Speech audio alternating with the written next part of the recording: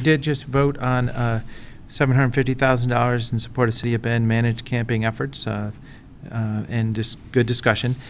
At this time, how about is there anything else that jumps out? I think Greg said he had a couple of things he wanted. Yeah, so that's my thought. Let's kind of aim for closure on this. Okay.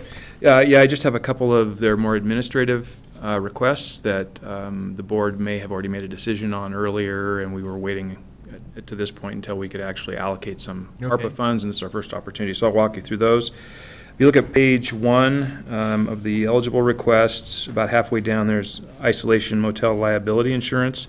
That was to extend the liability insurance on the isolation motel until next July. Those were funds we paid for ahead of time, and bring those forward as an ask from ARPA, $8,184. So what page? So I see how Page 1 of the back, all request pages. Okay. Oh, no, it's the eligible. It's okay. eligible. Well, it's on that one too. Okay, yeah. Yep. And you said, 8,180. Okay, I got it. Yeah. Just Yep. right On the up first page. So do we need a motion then for that?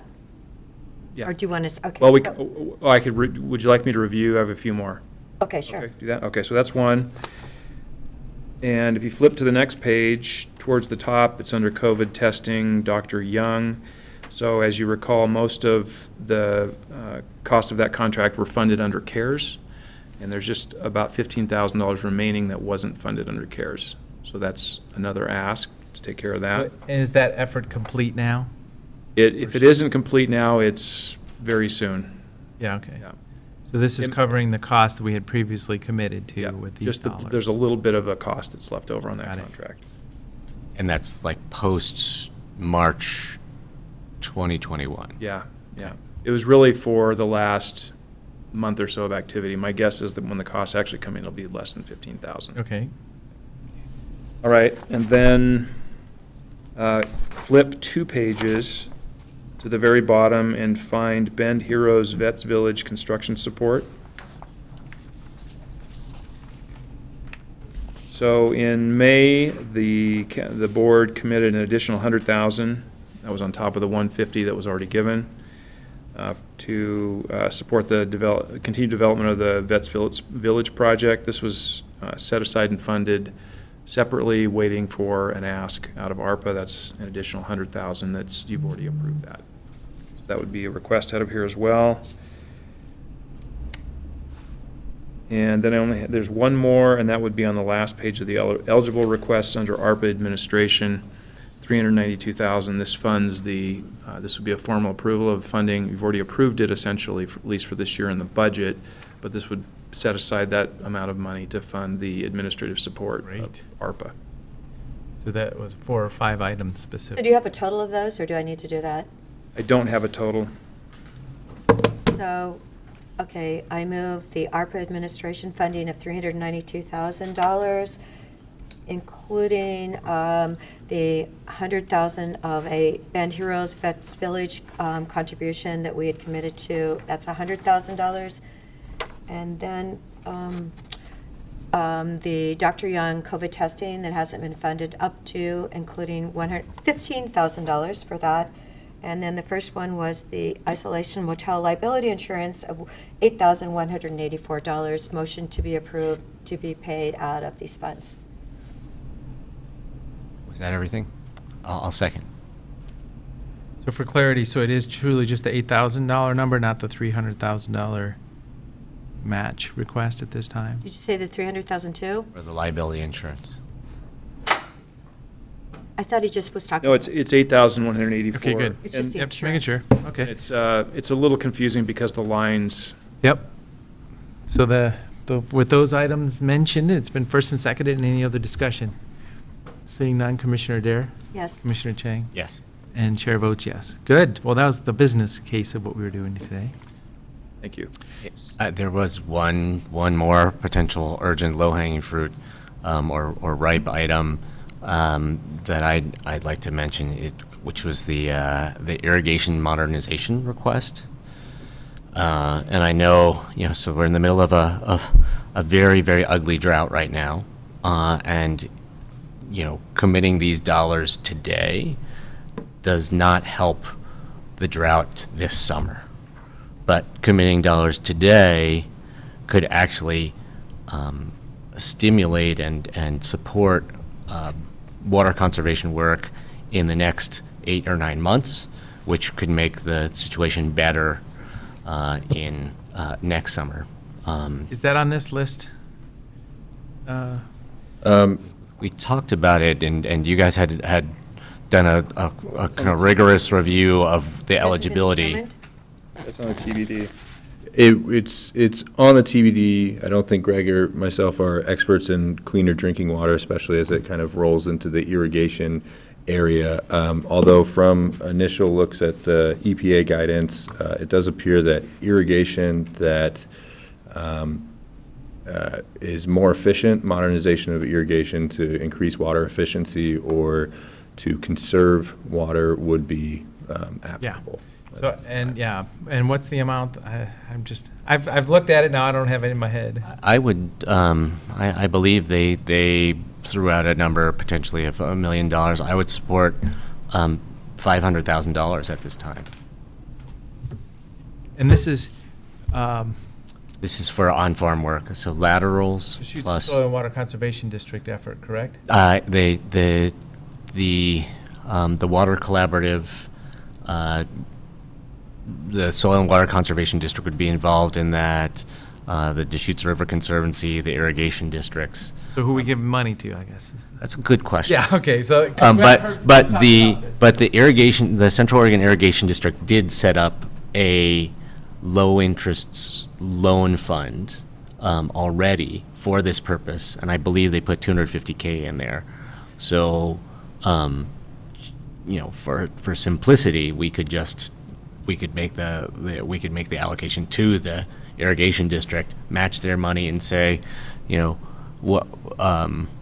we'd be happy if this was zero interest money that part of a revolving loan fund, but zero interest money on our end, bringing which would allow them to make the to make the overall interest rate that much lower for people and put those funds within reach, or we could decide to make those grant dollars. Well, as I say, I'm supportive, I'm not sure of the specifics. Yeah, so Can we bring this, I see the line for $10 million. Can we bring this back in 2 weeks? Is that pushing that too far out there? I'd just like a little more information, because I know they've done a lot of piping and, where are we talking about? Yeah, go ahead. Oh, I think Commissioner Chang is actually talking about the line item right above the Deschutes SWCD irrigation modernization. Oh, the 2 million. The 2 million ask, is that? No. Or are you referring to the? Okay, sorry. What page are we on? Page 4, there's two The very different back page. irrigation, or 3 different irrigation acts, actually, in a row there at the very end.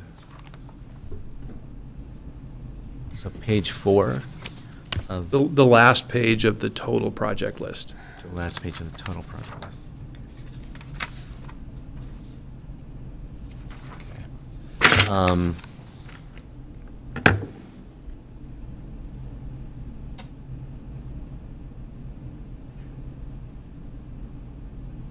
So there's an on-farm water conservation within irrigation districts with a blank line. Yeah, I think that's the one I was talking. But I do think that that's a sub-piece of the irrigation system modernization $10 million request, which is a lot of our $38 million to ask for.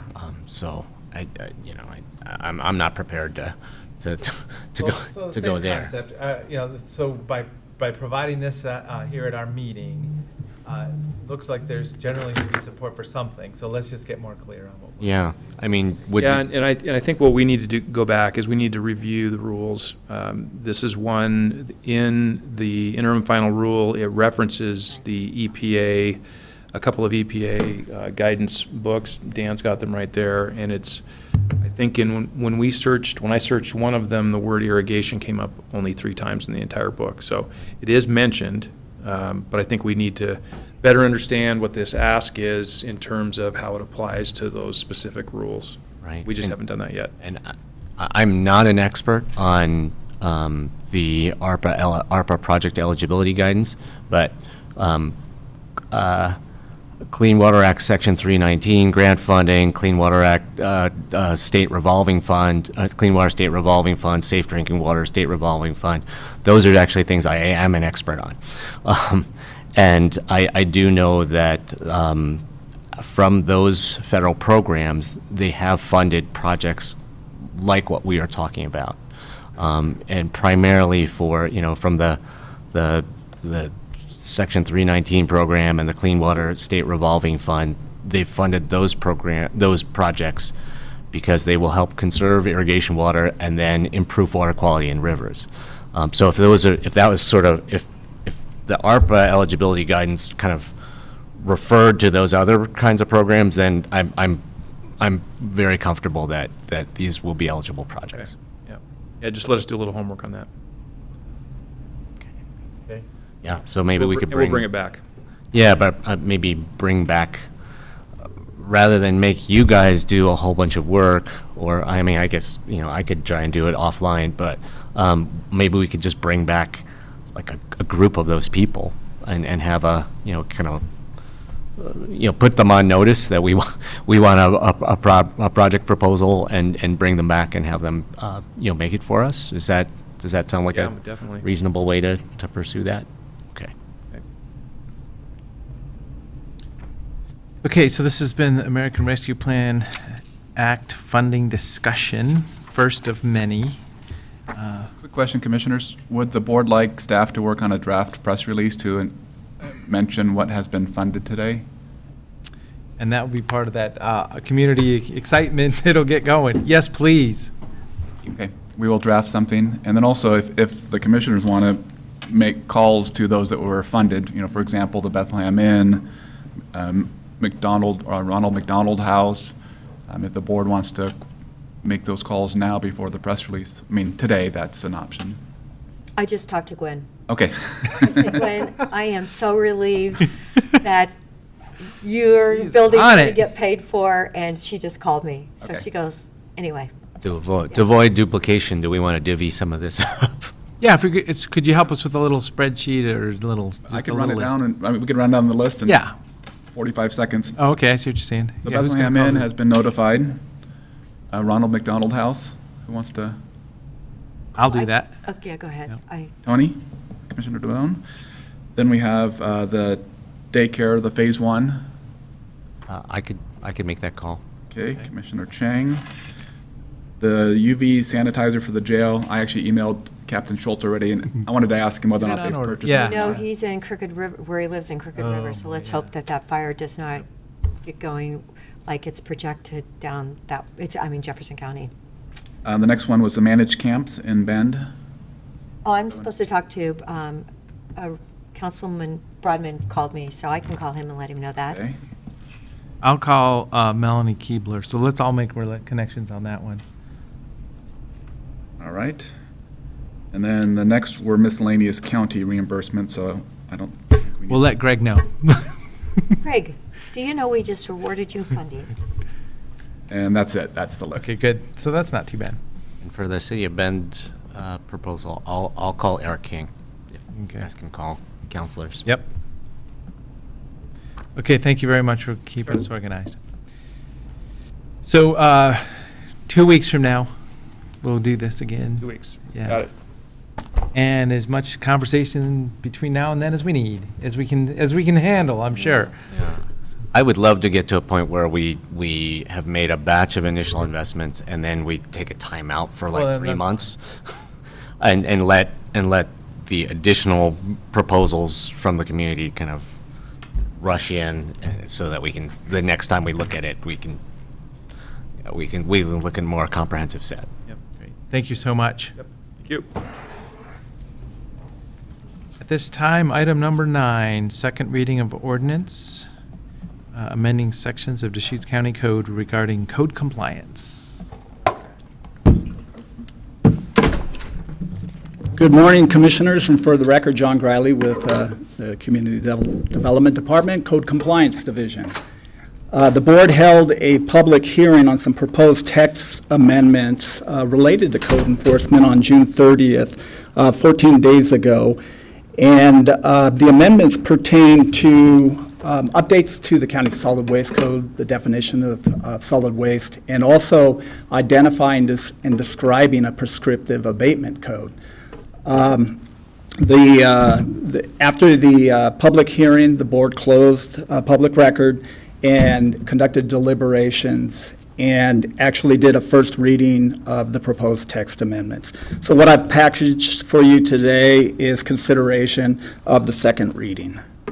Great. It's as simple as that. There was a request in the meantime of why did we do this by emergency? And there was a response that it was not by emergency. So I don't know if I think an email was sent to all of us on that topic. Did you see that? Yes.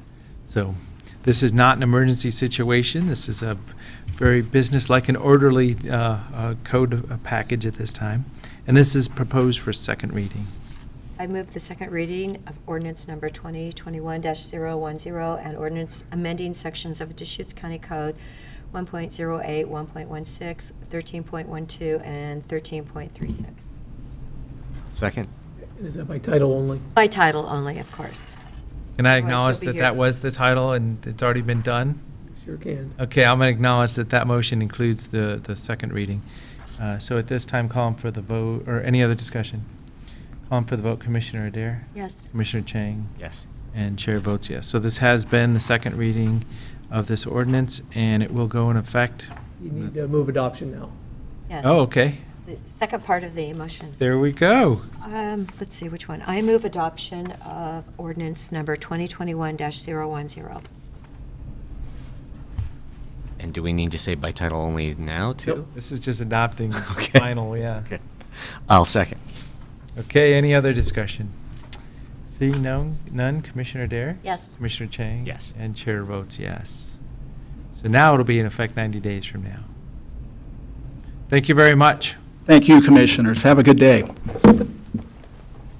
Thank you, John.